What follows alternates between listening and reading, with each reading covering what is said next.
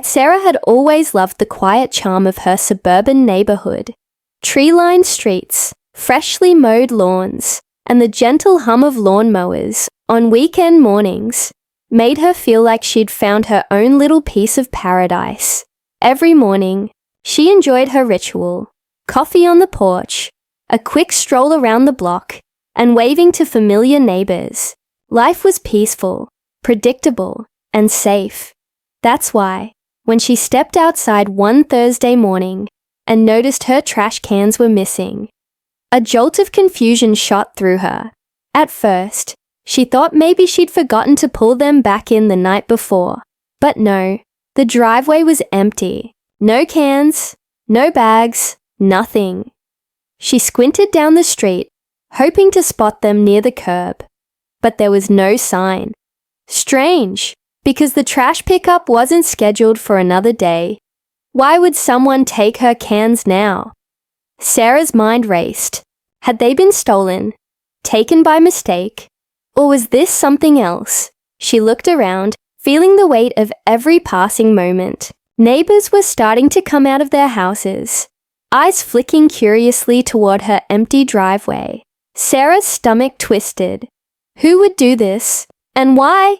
The HOA rules were strict, but she'd never imagined anyone would go so far as to remove her personal property. As she mulled it over, her phone buzzed. It was a text from her neighbor across the street. Mark, did you move your cans? Saw someone near your driveway early this morning. Her heart skipped. Someone had been there. But who? Sarah's eyes scanned the street again. Across from her, she spotted Karen, perfectly coiffed hair, crisp outfit, and that trademark tight-lipped smile that didn't quite reach her eyes. Karen was known around the neighborhood for her relentless enforcement of HOA rules, often more harshly than the board itself. Could Karen be behind this? Sarah shook off the thought, telling herself she might just be imagining things. But deep down, a knot tightened in her stomach. Karen had always been strict, but this felt like something personal. She decided to check with the HOA board, hoping for a logical explanation. The office confirmed no scheduled maintenance or collection that required cans to be moved. No reports of theft either. The mystery deepened. That afternoon, Sarah paced inside her home, unable to shake the feeling that she was being watched. Every creak outside the window made her jump. Every whisper from neighbors sounded like gossip. She wasn't just missing trash cans. She was missing peace of mind. The quiet neighborhood she'd loved suddenly felt hostile, unpredictable. Sarah wondered how far someone would go to punish a simple mistake, like leaving trash cans out a few hours too late. And then, as dusk settled in, Sarah noticed something else. Her front yard was too quiet. No sound of rummaging trash bins. No familiar clatter of recycling being sorted. The subtle hum of suburban life was missing. Her instincts screamed. This was only the beginning. The morning after Sarah's trash cans vanished, an uneasy silence hung over the neighborhood. The usual sounds of children laughing and dogs barking were replaced by a tense stillness, as if everyone was holding their breath, waiting to see what would happen next. Sarah stepped outside, scanning the street with a mix of frustration and curiosity. Her eyes immediately landed on Karen, who was standing near the community mailbox, clipboard in hand, wearing that same tight-lipped smile that made Sarah's skin crawl. Karen was no ordinary neighbor. She had earned a reputation as the unofficial HOA enforcer, the self-appointed Queen of Compliance, who took it upon herself to patrol the neighborhood and ensure every blade of grass, every parked car, every garbage can was exactly where it should be. And if it wasn't, Karen was there with a warning, a complaint, or worse. Sarah remembered the countless times Karen had knocked on doors, lecturing neighbors about their garden decorations, lawn ornaments, or even the shade of their curtains.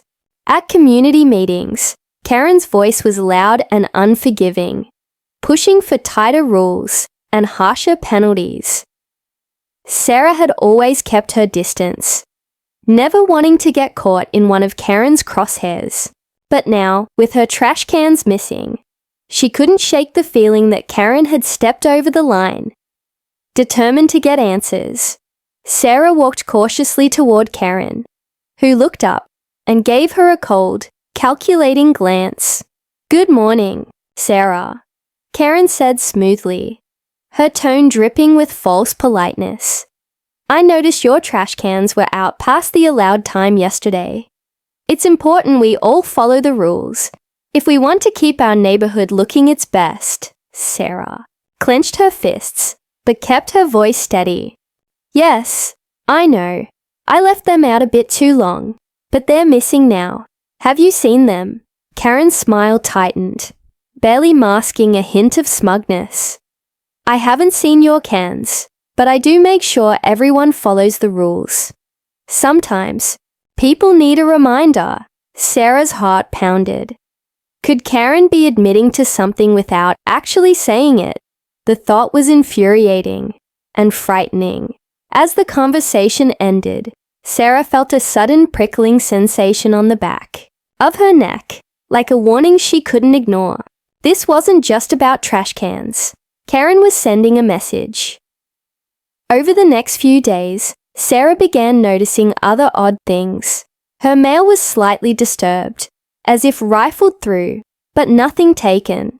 Her car's tires seemed low, though no one had admitted to tampering. And every time she stepped outside, Karen was nearby, watching with those sharp eyes that missed nothing. Word spread quickly. At the grocery store, neighbors whispered about Sarah's missing cans and Karen's suspicious behavior. Some sympathized. Others sided with Karen, believing rules were rules. Sarah felt isolated, trapped in a neighborhood where appearances mattered more than kindness, and where one person's power could ruin lives. Late one night, she sat by her window, watching the shadows stretch across the street. Her mind raced with questions. How far would Karen go to punish her? Was this just about trash cans, or something deeper? Control, resentment, envy. She wished she had allies, but most neighbors were too afraid to speak up. Karen's reign was nearly absolute. Suddenly, a soft noise behind the bushes caught her attention. Sarah grabbed her flashlight and tiptoed outside. Her beam illuminated the dark undergrowth, and there, hidden behind the shrubs, were her missing trash cans. Relief surged through her, quickly replaced by anger. Someone had taken the trouble to hide them, right under her nose. As she dragged the cans back to her driveway, Sarah made a silent vow. She would find out who was behind this and make them pay. But little did she know, that shadowy figure wasn't done with her yet. The night air was thick with tension as Sarah dragged her trash cans back from behind the bushes, their cold plastic scraping against the pavement. Every sound felt amplified. The rustle of leaves, the distant bark of a dog, even her own breathing. She couldn't shake the feeling that she wasn't alone. Just as she set the cans down, a sudden movement caught her eye. A shadow slipping between two cars, across the street. Her heart leapt. Was that Karen? Or someone else entirely? Sarah froze, gripping the flashlight tighter, the beam cutting through the darkness. The figure paused, then disappeared into the night. Her pulse pounded. She wanted to follow, but hesitation rooted her to the spot. Whatever was happening, it was bigger than just a missing trash can. The next morning, Sarah's mind was a storm of questions. She didn't dare tell anyone else about the late-night discovery. Not yet. She needed proof before making accusations that could backfire. She began keeping a journal, noting every odd detail. The time her cans went missing. Strange. sounds outside her window, the few hushed whispers she caught during brief encounters with neighbors. Each entry made her more certain that someone was deliberately targeting her. One afternoon, while checking her mailbox, she noticed a thin envelope taped to the back of the communal bulletin board. Curious, she pulled it free. Inside was a single sheet of paper with a typed message. "You're out of line. Follow the rules or face the consequences." No signature. No return address. Just cold, threatening words. Sarah's hands trembled. This was no longer a petty neighborhood feud. It was harassment. She debated calling the police but hesitated. Would they believe her? Could they do anything without concrete evidence? Besides, she worried about stirring up more trouble, especially from Karen, who seemed untouchable. Days passed, and Sarah noticed Karen's presence growing more frequent. At community events, Karen's gaze lingered on her longer than polite.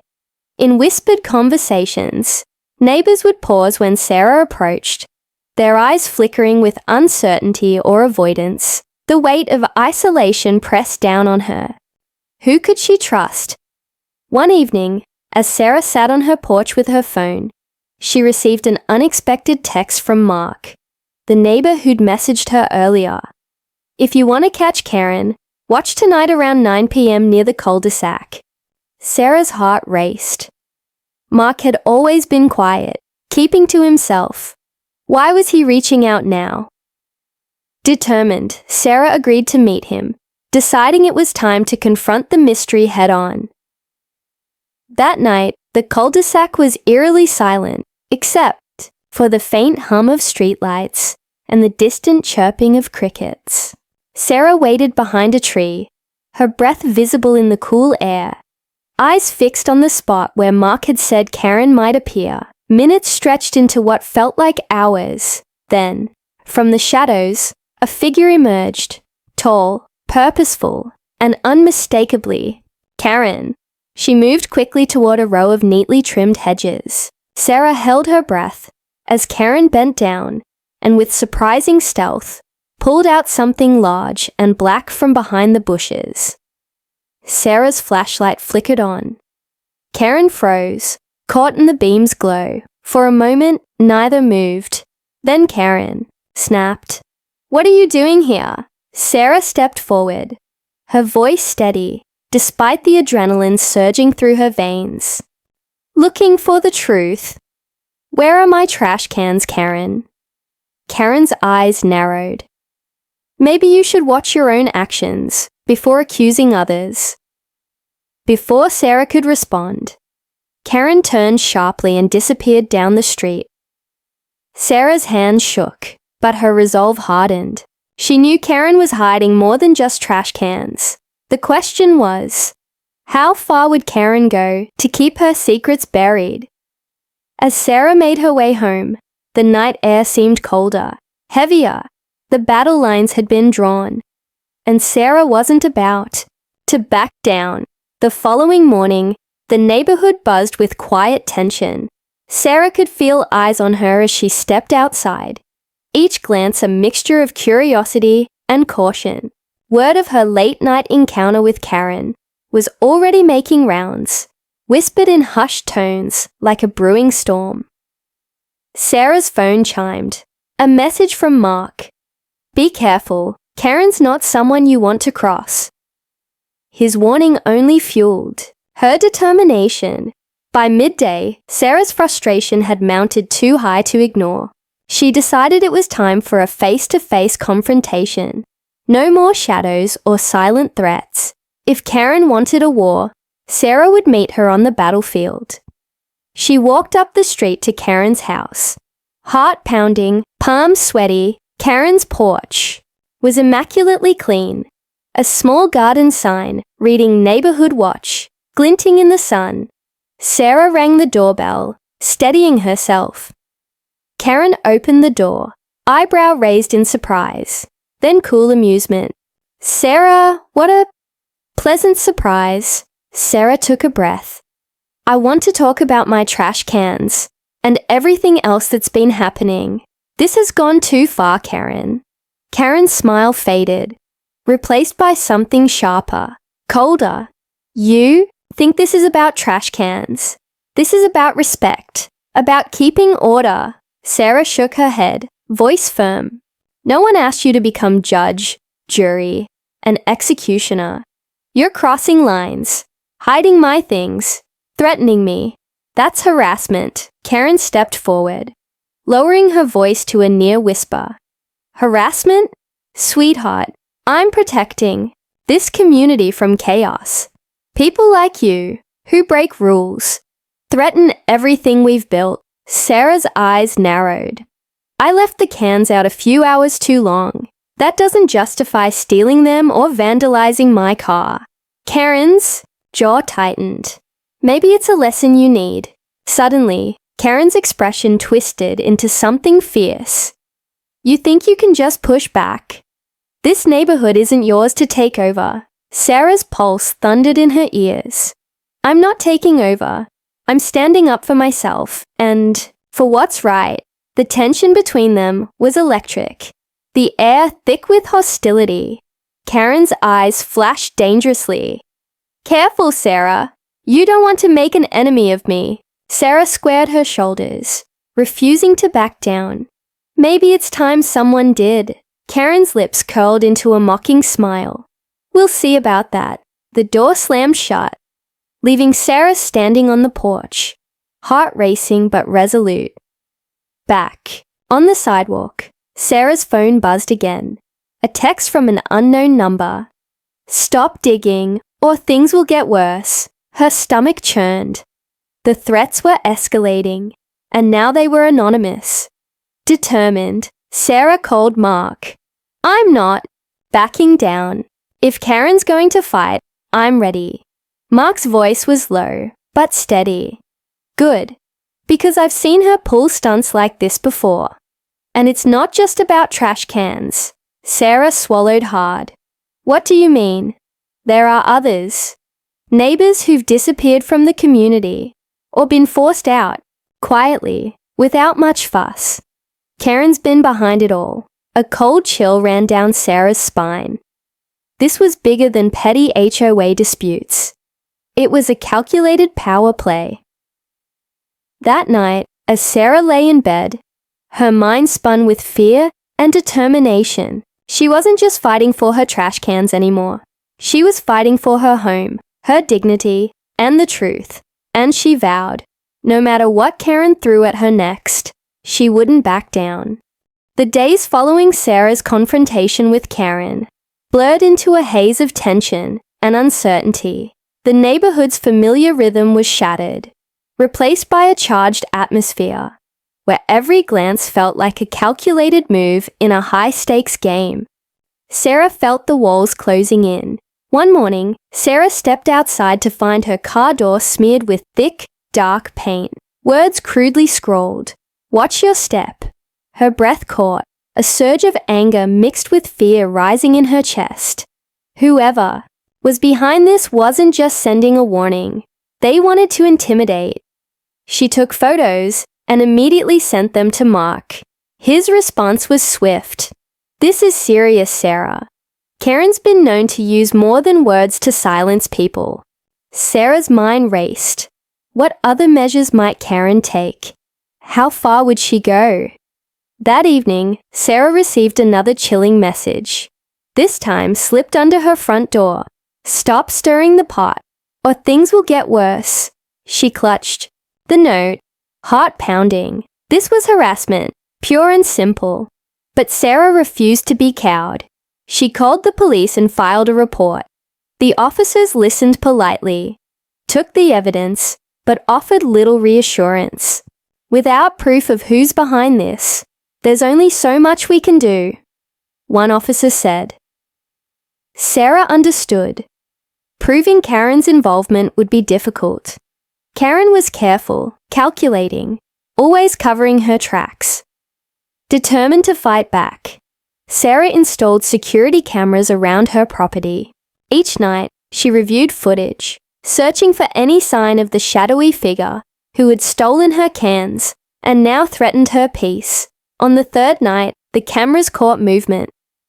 A figure, tall, cloaked in dark clothes, prowled near her driveway.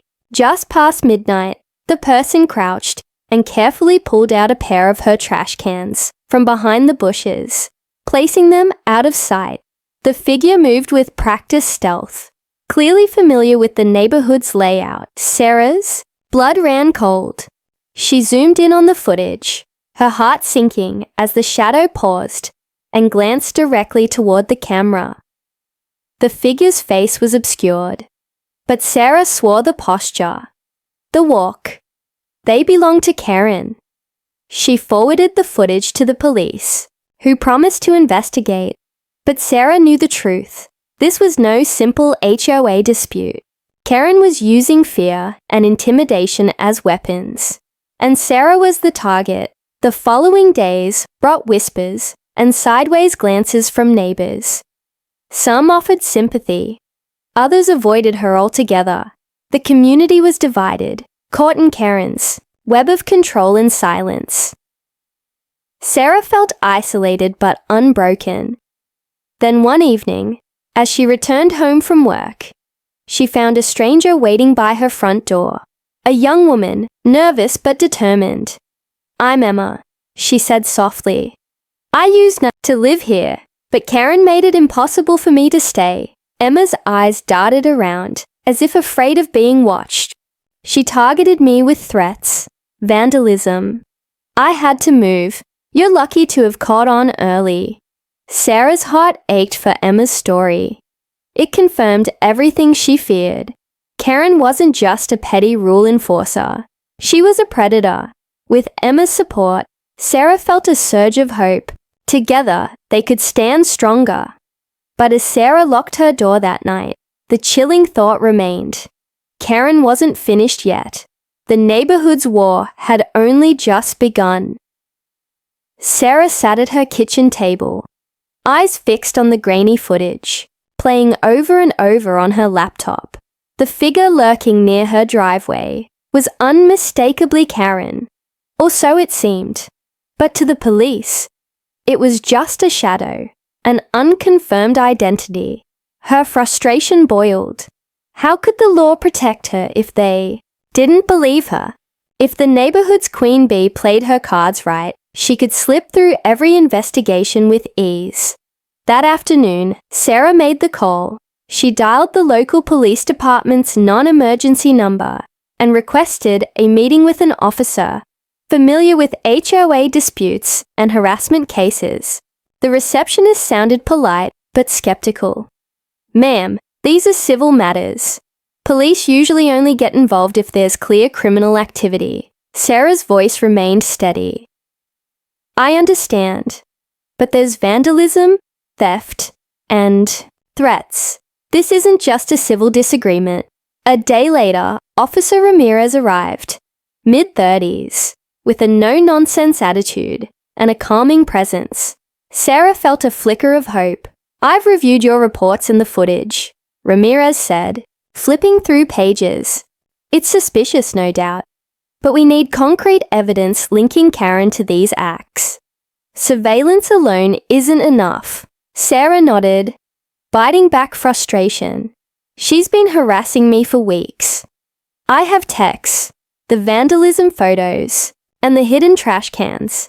Doesn't that count?" Ramirez sighed. "We'll keep an eye on her, but for prosecution, we'll need to catch her in the act. Something undeniable." Sarah left the meeting, feeling the weight of bureaucracy pressing down on her. It was a delicate balance. She wanted justice, but the system moved slowly, favoring those who played by the rules, or those who hid behind a polished smile. Days later, Karen ramped up her game. At the next HOA meeting, she appeared unusually composed, even friendly, addressing the board with practiced charm. To the untrained eye, she was the model neighbor, concerned, orderly, invested, but Sarah noticed the subtle digs Karen took whenever she spoke. Thinly veiled jabs, disguised as concerned questions. The tension between them was palpable. After the meeting, Sarah cornered Officer Ramirez. "I'm serious, officer. Karen's dangerous. She's playing a game and I'm just a pawn." Ramirez met her gaze. "I believe you, Sarah. Let's try setting a trap." Over the next week, Sarah coordinated with the police, planning a discreet surveillance operation near her house. Hidden cameras, undercover officers, the works. One evening, as the neighborhood fell into quiet, a figure approached Sarah's driveway again. This time, the police were ready. The figure moved stealthily, bending near the bushes. Suddenly, the officer whispered into his radio, "We've got her!" Karen was caught red-handed, clutching Sarah's trash cans, eyes wide, with surprise. But instead of anger, she wore a mask of icy control. "You'll regret this," she hissed. The officers escorted Karen away, while Sarah watched, relief and disbelief flooding her. Yet, even as the handcuffs clicked, Sarah couldn't shake a lingering doubt. Would this be the end or just the beginning? Because in a neighborhood ruled by fear and secrets, justice was never simple. The arrest of Karen sent ripples through the neighborhood like a thunderclap. For days, Sarah walked around feeling a strange mix of relief and unease. The immediate threats seemed to have been contained, yet a lingering shadow hovered over her. Sense of security. The HOA board called an emergency meeting, and whispers of Karen's arrest echoed through the community like a storm-gathering force. Some neighbors breathed a sigh of relief, others clung to old loyalties, unwilling to accept the dark side of their perfect neighborhood. One afternoon, Sarah received a knock on her door. Standing there was Helen, a reserved middle-aged woman who had always kept to herself. Helen had never been friendly with Karen, but she'd never spoken much either. "I heard what happened," Helen said quietly, her eyes darting nervously. "I want to help." Sarah blinked, surprised. "Help? How?" Helen glanced around before, lowering her voice. "Karen's been controlling this place for years. She's not just about trash cans or lawn rules. She's manipulated people, intimidated families, and kept everyone scared to speak up." Sarah nodded slowly, the pieces falling into place. "I know. Emma told me some of that." Helen smiled, faintly. "Emma was brave, but she had to leave. I stayed because I wanted to gather proof. Things Karen didn't want anyone to find." Curiosity and hope sparked within Sarah. "Proof?" Helen reached into her bag and pulled out a small envelope. Photos, recordings, emails, enough to show the HOA and the police that Karen's been abusing her power. Sarah took the envelope with trembling hands, heart pounding. This was the breakthrough she'd been waiting for, a chance to expose the full extent of Karen's schemes.